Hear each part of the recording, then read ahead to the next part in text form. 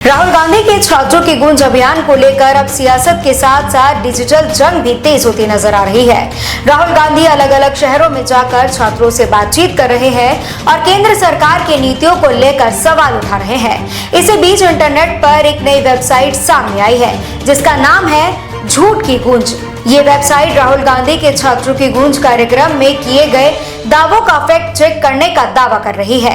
सबसे दिलचस्प बात यह है कि इस वेबसाइट को किसने बनाया है, इसकी जानकारी सार्वजनिक तौर पर सामने नहीं आ पाई है। हालांकि वेबसाइट के सामने आने के बाद बीजेपी समर्थित सोशल मीडिया खेमे में इसकी काफी चर्चा हो रही है।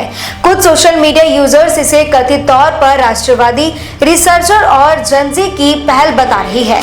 वहीं बीजेपी ने इस वेबसाइट से किसी भी तरह के संबंधों से साफ इनकार कर दिया है। अब बात करते हैं कि आखिर इस वेबसाइट पर राहुल गांधी के खिलाफ क्या दावा किया जा रहा है।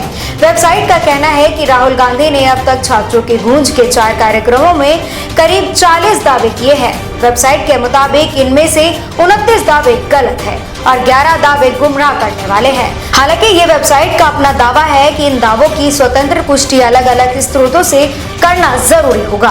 वेबसाइट ने राहुल गांधी के रोजगार से जुड़े एक दावे को भी निशाना बनाया। राहुल गांधी ने कथित तौर पर कहा था कि नौकरी तलाशने वाले 1000 युवाओं में करीब 36 लोगों को पक्की नौकरी मिलेगी और करीब 300 बेरोजगार रह जाएंगे और करीब 700 लोग गिग वर्कर बन जाएंगे। झूठ की गूंज वेबसाइट ने इस आंकड़े को गलत बताते हुए PLFS यानी पीरियोडिक लेबर फोर्स सर्वे के आंकड़ों का हवाला दिया है। वेबसाइट का दावा है कि साल 2025 में 15 से 29 साल की उम्र के हर 100 ग्रेजुएट युवाओं में करीब 26 के पास सैलरी वाली नौकरी थी।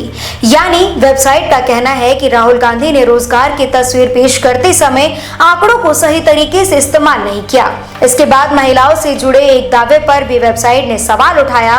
राहुल गांधी ने कथित तौर पर कहा था कि करीब 29% महिलाओं को शारीरिक हिंसा का सामना करना पड़ता है।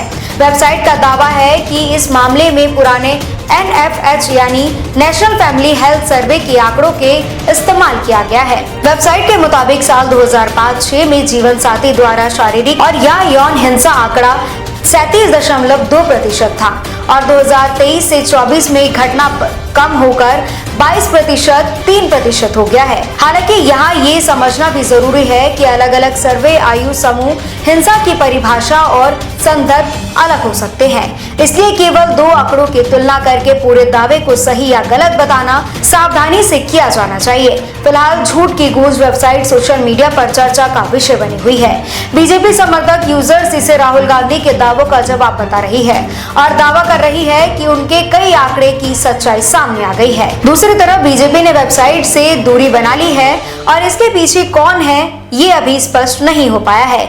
यानी मामला सिर्फ राहुल गांधी बनाम बीजेपी की राजनीतिक बहस तक सीमित नहीं है, बल्कि ये वेबसाइट डेटा, फैक्ट चेक और सोशल मीडिया नैरेटिव की लड़ाई भी बन गया है। अब सबसे बड़ा सवाल यही है कि झूठ की गूंज वेबसाइट राहुल गांधी के अभियान को कितना प्रभावित कर पाएगी और क्या इसके दावों की स्वतंत्र जांच के बाद भी ये तस्वीर सामने आती है।